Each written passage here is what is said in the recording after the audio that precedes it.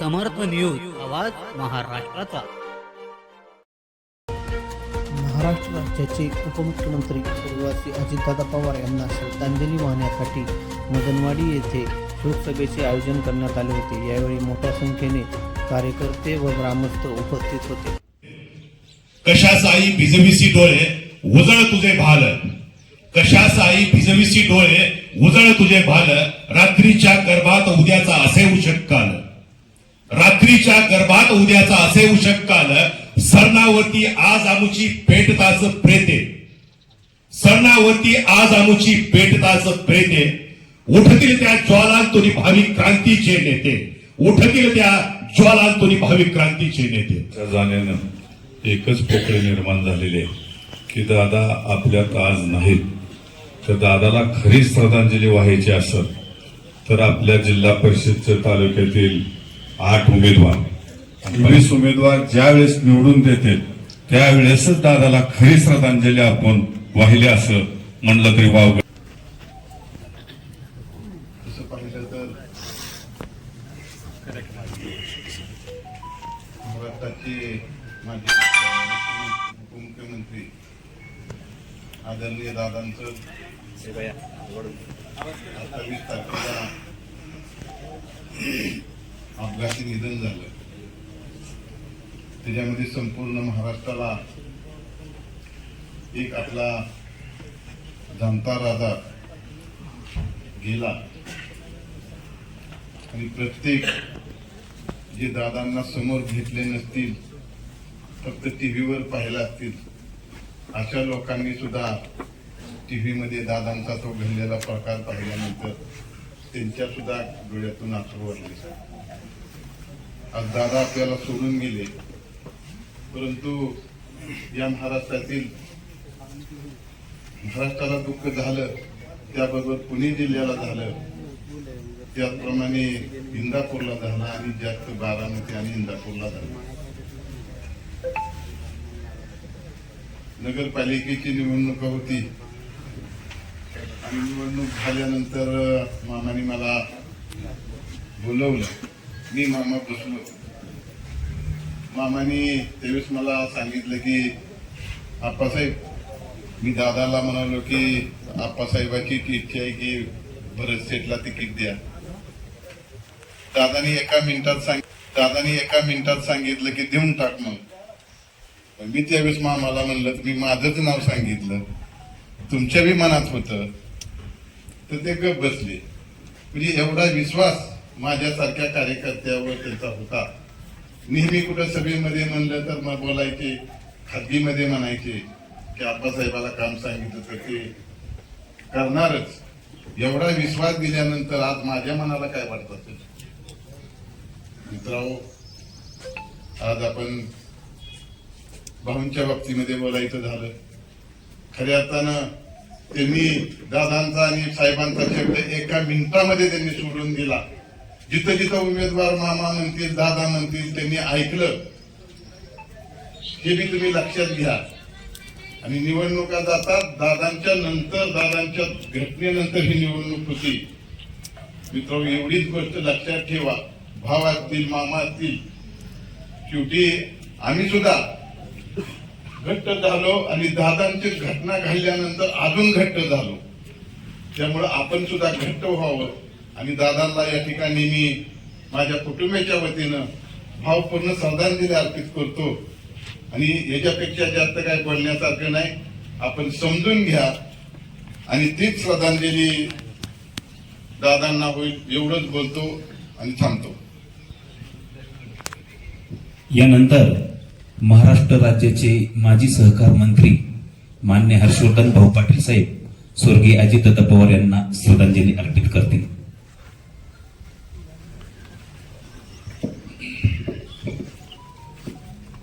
उपस्थित सर्व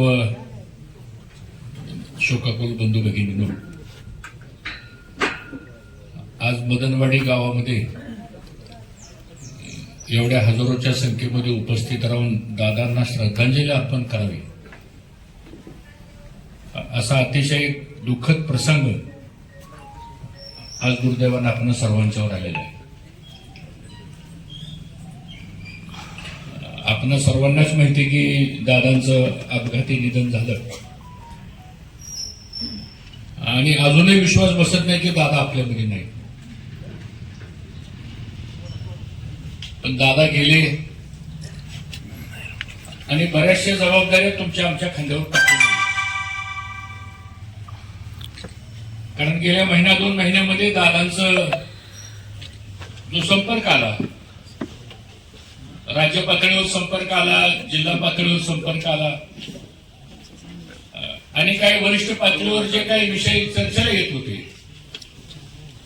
त्यातून माझ्यासारख्या कार्यकर्त्याला एक प्रकाशानं जाणवलं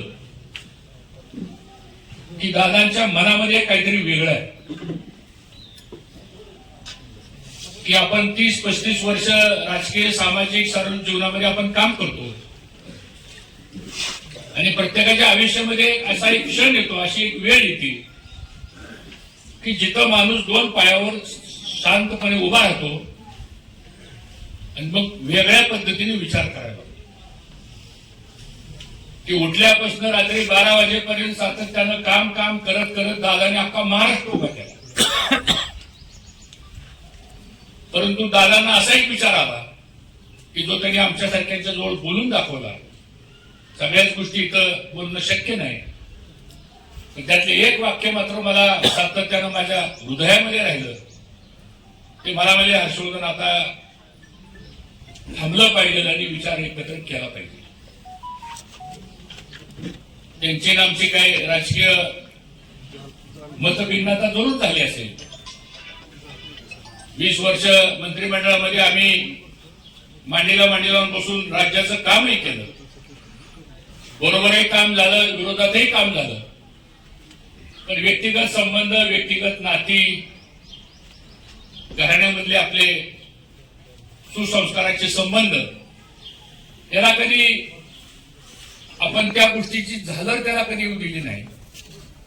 आणि मग दादा म्हणायला लागले की आता पवार साहेब असतील, आपण सगळेजण, तुम्ही ना आम्ही राजकारणामध्ये बरोबर आलो, तुम्ही ना आम्ही लहानपणापासून गरिबी बघितली, संघर्ष बघितला, तुम्ही आम्ही ग्रामपंचायत पासून राजकारणाला सुरुवात केली, ज्याच्या त्याच्या कर्तृत्वानं माणसं पुढे गेली, तुम्ही पुढे गेला, आम्ही पुढे गेलो. पण आता कुठेतरी आपल्या मागची जी माणसं आहेत त्याचा विचार आपल्याला हर्षवर्धन करावा लागेल आता. आणि मग त्याच भावनेनं आम्ही सगळ्यांनी विचार केला आणि आता या पुढच्या काळामध्ये आपल्याला संघर्षापेक्षा विकासाचं राजकारण आपण करू, वादविवाद करण्यापेक्षा सुद्धा सहमतीच्या माध्यमातून आपण पुढे जाऊ आणि येणाऱ्या भविष्य काळातली नवीन पिढी जी आहे ती संघर्षमय जीवन जगण्यापेक्षा विकासात्मक जीवन जगेल, या हेतूनं खरं म्हणजे सगळीजण आपण एकत्र येण्याचा या ठिकाणी प्रयत्न झाला. दुर्दैवानं परमेश्वराच्या मनात काय होतं माहित नाही, पण एवढा समन्वय चांगला झाला होता की कदाचित महाराष्ट्राला याचा उपयोग खूप मोठ्या प्रमाणात झाला असता. पण आज दुर्दैवानं दादा आपल्यामध्ये नाहीये. दादाच्या जाण्यानं सगळा महाराष्ट्र पोरका झालेला. विचार केला तर उद्या काय होणार आहे, भविष्यात काय घडल, हे रात्र रात्र झोप येत नाही. विचारानं माणूस पहाटे 4 वाजता जागा होतोय. कारण शेवटी एवढा मोठा राज्याचा डोलारा, लाखो लोकांचा संसार प्रपंच, अनेकांचं भविष्य, सगळ्याचा विचार एखादी कर्तबगार व्यक्ती गेल्यानंतर खाली राहिलेल्या सगळ्या कार्यकर्त्यांनाही करावा लागतो. हा नियतीचा भाग आहे. आणि म्हणून आज दादांसारखा एक कणखर नेता, स्पष्ट वक्ता, सकाळी 6 वाजता उठून कामाला लागणारा आणि सगळं प्रशासन सकाळी 6 वाजता डोळे चोळत येऊन कामाला लावणारा, एवढा जरब आणि एवढा वचक विकास कामाच्या संदर्भामध्ये करणारा महाराष्ट्रातला नव्हे तर देशामधला एकच नेता म्हणजे तो अजितदादा होता. पण आज ते आपल्यामध्ये नाही आहेत. त्यांचा फोटो जर पाहिला, चेहरा पाहिला तर असं वाटतंय की ते इथं स्टेजवर बसलेत आपले. म्हणजे एवढं आयुष्य झोकून त्या माणसानं आज समाजाकरता आणि तुम्हा आम्हा सर्वांच्या करता केलं. मागच्याच रविवारी माझ्या घरी पुण्याला मिटिंग झाली. मला म्हणले कृषी प्रदर्शनाला हर्षवर्धन मी रविवारी संध्याकाळी तुमच्याकडे जेवायला येतो. पवारसाहेब होते, सगळे होतो, आम्ही एकत्र बसलो होतो, मामाही होते. आणि मग ते संध्याकाळी 8चं टायमिंग ठरलं आणि मला 6:45ला डायरेक्ट फोन आला. मला म्हणले घरी पोहोचलाय का तुम्ही? म्हणलं आलोय मी आता जस्ट इंदापूरवरून. तर म्हणले मी लवकर येतो 1 तास. आणि मी सगळ्या मिटिंग थांबवल्या तर मला तुमच्याकडे यायचंय. म्हणजे या 7 वाजल्यापासून 8 वाजेपर्यंत आम्ही दोघच सगळ्या अगदी लग्न जमण्यापासूनच्या आणि पूर्वीच्या काळापासून सगळ्या गोष्टीचा त्या ठिकाणी होपो झाला. प्रत्येक वेळेस भेटलं म्हणजे फक्त राजकारणावरच बोलावं आणि कुणाला काय द्यायचंय कुणाला काय घ्यायचंय ह्याच्या पलीकडचा विचार करणारे आपण कार्यकर्ते आहोत. आणि म्हणून कुटुंबामधले प्रश्न असतात, घरातले प्रश्न असतात, प्रत्येकाच्या घरामधल्या काही अडीअडचणी असतात. या सगळ्या गोष्टीची विस्तारानं चर्चा मला असं वाटतं आम्ही दोघांनी केली. आणि बऱ्याच वेळा चर्चा व्हायची आमची. महिन्यातनं 15 दिवसातनं कधीतर वसंतदादा शुगर इन्स्टिट्यूटला 12 वर्ष मी गव्हर्निंग काउन्सिलमध्ये असल्यामुळं ते पण गव्हर्निंग काउन्सिलमध्ये असायचे. आणि मग तिथंही चर्चा व्हायची. मुंबईलाही भेट व्हायची, सह्याद्रीला बैठक असल्या तर भेट व्हायची. पण सातत्यानं काय झालं गेलं सोडून द्या एवढ्या उमद्या मनाचा माणूस असायचा. कधी दुःख धरून नसायचं. सोडतो ज्या असेल ते एकदा बोलून गेलं की विषय संपला. पुन्हा त्या गोष्टीचं राजकारणामध्ये तो बऱ्याच वेळा माणसं फार आकसानं वागतात. पण कधी त्यांनी व्यक्तिगत पातळीवर कधीच कुणाचं नुकसान कुणाचंच नाही. राजकीय की भाग वेगळा असतो. पण बऱ्याच वेळा आपल्या भागामध्ये ह्या परिसरामध्ये दादांची काम करण्याची पद्धत होती की एका लेवल नंतर कुणी जर तक्रार घेऊन गेलं ती सोडून बोल, दुसरं काय असेल तर सांग, तुझं काय असलं तर मला सांग, बाकीचं काय मला सांगू नको. म्हणजे ही स्पष्टता ही नेत्यांच्या मध्ये आणि कार्यकर्त्यामध्ये आणण्याचं काम हे दादांनी सातत्यानं या ठिकाणी केलं. आज पवार कुटुंबाचं योगदान हे महाराष्ट्राला नाकारता येणार नाहीये. आज पवार साहेबांनी 60-65 वर्ष या देशाकरता आणि महाराष्ट्राकरता आपलं आयुष्यच अर्पण केलं. सुप्रियाताई असतील, दादा असतील, आणि ह्या कुटुंबाचं योगदान कार्यकर्ते घडवण्यामध्ये, संसार प्रपंच उभा करण्यामध्ये आणि सर्वांगीण विकास करण्यामध्ये ह्या कुटुंबाचं फार मोठं योगदान आहे. पण आज ह्या कुटुंबातला कर्ता माणूस गेला, कर्तबगार माणूस गेला. मग आता आपली जबाबदारी आहे का नाही की ज्या माणसानं समाज उभा केला, आपल्याला उभा केलं, आपल्या पुढच्या पिढींना मार्गदर्शन केलं, आज आपली जबाबदारी आहे की आता त्या माणसाच्या निधनानंतर आपण खऱ्या अर्थानं ताकदीनं त्या कुटुंबाच्या मागे उभा राहणं मला असं वाटतं ही आपल्या सगळ्याची जबाबदारी आहे. आणि म्हणून आज पवार साहेब आपण सगळेजण निश्चितपणानं आता पुढच्या काळामध्ये मी आपल्याला या ठिकाणी स्पष्ट ग्वाही देतो की तालुक्यामध्ये आम्ही बर्णे मामा, आप्पासाहेब सगळी मंडळी येत आहे की आम्ही मनाने एकत्र आलेलो आहे. कुणाला काय मिळणार आहे का, कुणाला काय दिलंय का, कुणाला कुठली जागा मिळाली का नाही मिळाली, खरंच सांगतो मी, दादाच्या प्रतिमेला साक्ष देऊन सांगतो. त्याच्यासाठी आम्ही एकत्र नाही आलो. ते काही निवडणुका चालूच राहतात त्या सगळ्या, ते काही नवीन प्रोसेस नाही. निवडणूक झालेली काय 25 वर्षाकरता नसती, ती 5 वर्षाकरता. पण आम्ही मनानं सगळे एकत्र आलो आणि आता आपल्याला हा सगळा संघर्ष आणि त्यामुळे सामान्य कार्यकर्त्याला खाली त्रास होतो.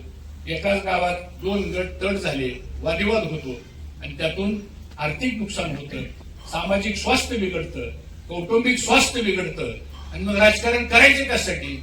सगळ्याचं संसार प्रपंच उद्ध्वस्त करायचं, गावातला गुन्ह्या गोविंदानं वातावरण ठेवायचं. तर आज तुमच्या गावातलंच वातावरण बघायचं. बदलवाडी पुरतो सांगतो, जर आम्ही एकत्र नसतो तर एवढी सगळी माणसं एकत्र आली असती का? ती त्यांची एक वेगळी बैठक झाली असती, आमची एक वेगळी बैठक झाली असती. त्यांनी काहीतरी बोलला असता, त्याने काहीतरी बोलला असता. हे आता थांबवावं लागेल आपल्याला. त्याचं कारण असं आहे की संघर्ष करता आम्ही एक आलो नाही मिटवण्याकरता, पण विकासाच्या कामाकरता आणि गावगाडा आणि ह्या तालुक्यातलं सामाजिक, आर्थिक, राजकीय स्थैर्य प्राप्त व्हावं ही आपली पण जबाबदारी आहे. आज आपल्याला तालुक्यानं भरपूर दिलेलं आहे. मग आता आम्ही तुम्हाला काय देणार ही आमची जबाबदारी आता आहे. आणि ह्या जबाबदारीच्या भावनेतनं आज आपण सर्वजण या ठिकाणी दादांना श्रद्धांजली अर्पण करतोय. आज या तालुक्याचा जरी इतिहास बघितला तर कैलासवासी मोठ्या भाऊनी त्या तालुक्यामध्ये गुन्ह्या गोविंदांनी काम केलं. त्यानंतर गुलाब साहेबांनी चांगल्या पद्धतीने काम केलं. त्यानंतर जिल्हा परिषदच्या माध्यमातून गणपतराव बापू परत 10 वर्ष ते आमदार होते. त्यांनी ह्या तालुक्याला रचनात्मक काम करण्यामध्ये पुढे आणलं. 20 वर्ष तुम्ही आम्हाला संधी दिली, आम्ही त्या ठिकाणी काम करण्याचा प्रयत्न केला. आता मामा आहेत. मी सगळा जर आलेख बघितला आपण सगळा, तर ह्या तालुक्याच्या विकासाकरता आपण एकत्र येतोय आणि ती वैचारिक प्रगल्भता असलीच पाहिजे आता आपल्यामध्ये. आता बसल्या बसल्या काय कार्यकर्ते म्हणतात असं कसं काय झालं, तुम्ही कसं काय येत आला. मला असं वाटतं की अरे बाबा आता कुठेतरी हा विचार करावा लागेल आपल्याला. सातत्यानं आता असतो 2-5% वर्ग की असंच पेटत राहिलं पाहिजे. आता ती वेळ नाहीये आणि ती पेटत राहणं की किती मोठ्या किमतीवर आपल्याला पडतंय याचा सुद्धा विचार तुम्ही आम्ही सर्वांनी करण्याची आज या ठिकाणी आवश्यकता आहे. आणि म्हणून मी जास्त वेळ आपला काही घेणार नाही. आता आजच कल्पना करा त्या पवार कुटुंबाचं योगदान किती आहे. तुम्हाला जाणीव कसं असतं, ज्या ज्या घरात दुःख घडतं त्याला जाणीव असते. काल 3रा झाला आणि रात्री सुनेत्रा वहिनी मुंबईला गेल्या. पहाटे 4 वाजता ते देवगिरी बंगल्यावर पोहोचले. काय त्या बिचारीच्या मनात वाटत असेल सांगा. ज्या देवगिरी बंगल्यामध्ये दादा 15-20 वर्ष राहते, आज ते तिथे गेल्या. आता 2 वाजता मामा म्हणून येऊ शकलं नाही असं. आज 2 वाजता सगळ्या आमदारांची बैठक आहे. विधिमंडळ पक्षाचा नेता निवडीची बैठक आहे. CLP लीडरची निवडीची बैठक आहे. उपमुख्यमंत्री पद हे त्यांना संदर्भामध्ये निर्णय 2 वाजता त्यांच्या सगळ्या आमदारांच्या उपस्थितीमध्ये होईल. त्यानंतर अजितदादा राष्ट्रीय स्तरावरच्या ज्या पक्षाचे अध्यक्ष आहेत त्या अध्यक्षपदाचा निर्णय होईल. आणि कल्पना करा की अजून 3रा झालाय, 13वा व्हायचा आहे अजून. पण अशाही दुःखद परिस्थितीमध्ये सुद्धा तुम्ही तर वहिनीने ती जबाबदारी काल रात्री सांगितलं. मी जरी दुःखात असले तरी आता दादांनी आणि सगळं हे उभा केलेलं जे आहे हे आता आपल्याला पुढे चालवावं लागणार आहे. मग त्याच्यासाठी मी माझ्या आयुष्यातलं सगळ्यात मोठं दुःख जे घडलेलं आहे ते मी बाजूला सोडते. तर मी लोकांच्या करता त्या जबाबदारीसाठी पुढे येते. मला असं वाटतं ते योगदान सोपं नाहीये. एखादा ग्रामपंचायतचा माणूस पडला सदस्य तर 1-2 महिने घरातनं बाहेर निघत नाही सोडून. ते तर घरातलं कर्तबगार व्यक्ती गेल्यानंतर कल्पना करा आम्ही 2 दिवस त्या घरामध्ये होतो, असं उचलून घर टाकत होतो. संपलं. वाईट असतं, दुःख लय वाईट असतं हे संपलं. मग आयुष्यामध्ये करायचे काय? पदासाठी राजकारणासाठी जन्म झालाय का आपला? शेवटी माणुसकी, प्रेम, संस्कार, कुटुंब, घराणं या सगळ्या गोष्टी आपल्या जीवनाच्या सगळ्या ह्याच्यामध्ये असल्या पाहिजे. आणि म्हणून ही परिस्थिती आज मित्रांनो आपल्या सगळ्यांच्या समोर आलेली आहे. आता आपली सगळ्यांची जबाबदारी आहे. मी जास्त वेळ आपला घेणार नाही. पण आज इथं तिच्याबरोबरच करत असताना आपण सर्वजण इथं आलेला श्रद्धांजली आपण अर्पण केली. त्यानंतर आपण कार्यकर्त्याची पण इथं बैठक आपण ठेवली. दोन्ही गोष्टी आपण एकत्र ठेवल्यात. पक्षानं निर्णय घेतला की कुठेही जाहीर सभा होणार नाही, कुठेही हारतुरे स्वीकारले जाणार नाही, कुठेही जेवण वगैरे तसलं काही राहणार नाही. आणि अतिशय दुःखद परिस्थितीमध्ये जड अंतकरणानं पण आता निवडणूक तर लागलेलीच आहे, ती काही तुमच्या माझ्या हातात नाही. असा एक अभूतपूर्व प्रसंग आहे की एका बाजूला दादाच्या जाण्यानं दुःखद घटना आपल्या डोळ्यासमोर आहे आणि दुसऱ्या बाजूला डॉक्टर बाबासाहेब आंबेडकरांनी लिहून दिलेल्या घटनेप्रमाणे मतदानाचा अधिकार पण आपल्याला संविधानानं दिलेला आहे. आता ह्या दोन्ही गोष्टी अंतकरणामध्ये दुःख आणि मनामध्ये आपलं कर्तव्य या दोन्ही भावनेनं आपल्याला आता पुढे जावं लागणार आहे. दुःख हे दुःखापाशीच ठेवावं लागेल आपल्याला आणि कर्तव्य हे उद्याच्या 7 तारखेला आपल्याला करावंच लागणार आहे. कारण कर्तव्यामध्ये जर आपण कमी पडलो तर खऱ्या अर्थानं आपण दादांच्या कर्तृत्वाला विसरलो असा त्याचा अर्थ पण होऊ शकतो. आणि म्हणून आज इथं आमच्या जिल्हा परिषद करता आमच्या मेघनाताई बंडगर इथं आहेत. त्या आपल्या सगळ्यांच्या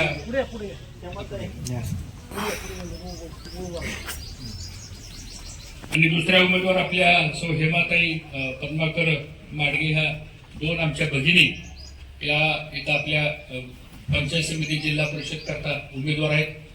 माझी विनंती आपल्या सगळ्यांना, की बोलण्याचं व्यासपीठ नाहीये, परंतु शेवटी कर्तव्य पार पाडायचं म्हणल्यानंतर आपल्याला कर्तव्याची पण जबाबदारी ही तुम्हा आम्हा सर्वांची आहे.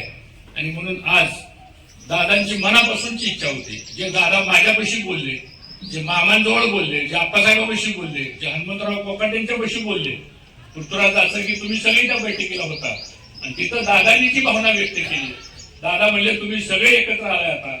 तर आता या इंदापूर तालुक्यातल्या ज्या काही 24 जागा आपल्या आहेत, त्या 24 जागा दादांची अपेक्षा अशी होती की तुम्ही सगळे एकत्र आल्यानंतर मलाही तुम्ही दाखवा की तुमचे एकोप्याचं काय श्रेय होऊ शकतं, काय विजय होऊ शकतो.